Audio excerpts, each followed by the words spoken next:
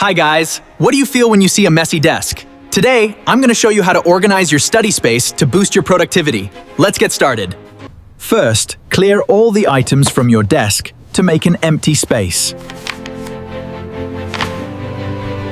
Second, wipe the surface with a clean cloth.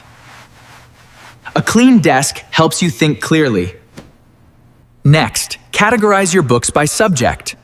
Put the ones you need for today on the right side. Then, set up your laptop in the center of the desk. Make sure the screen is at eye level. Finally, turn on your study lamp to protect your eyes while studying. And we're done. A clean and organized space is ready for you. Try these steps at home and see how much your focus improves. Thanks for watching, and happy studying!